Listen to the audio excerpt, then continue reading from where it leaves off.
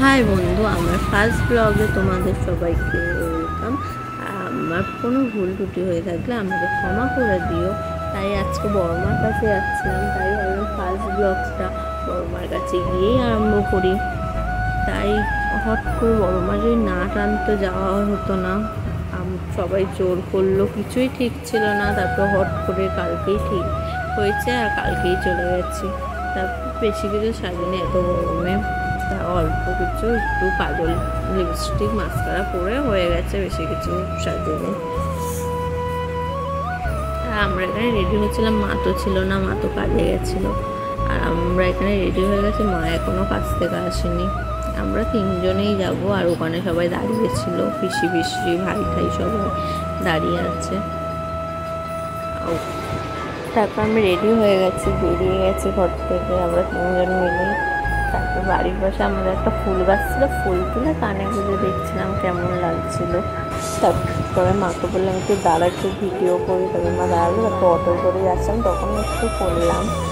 তারপরে পিসি ভাই সবার সঙ্গে দেখা হলো। আমার ফার্স্ট টাইম ব্লগ করতে লজ্জা লাগলো, তাও চেষ্টা করি না, আমি করবই।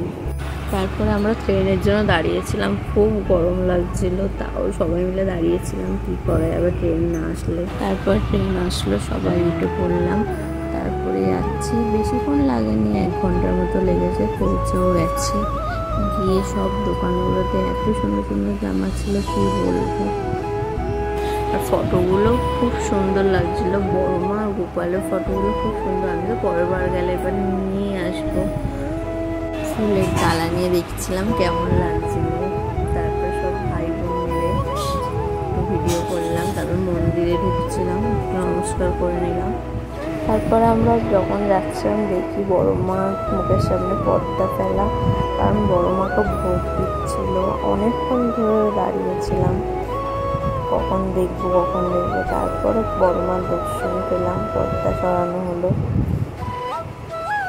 তারপরে বড়মা আরতি হচ্ছিল, দেখছিলাম। সবাই এসেছিলো কালকে, মোটামুটি ভালোই ভিড় হয়েছিল। তারপরে বাচ্চারা দেখো কি সুন্দর তাকিয়ে রয়েছে আমার। তারপরে আস্তে আস্তে বড়মার সামনে গিয়ে পুজো দিতে পারলাম অবশেষে।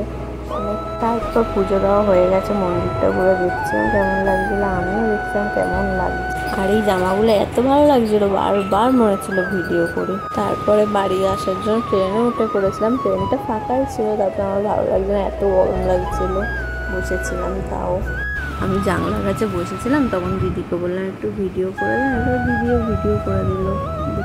লাইক, কমেন্ট, শেয়ার করতে ভুলো না। তোমরা যদি পাশে থাকো, আমি আরও চেষ্টা করবো, আমি নিশ্চয়ই ভালো করে পারবো। Tata, bye bye.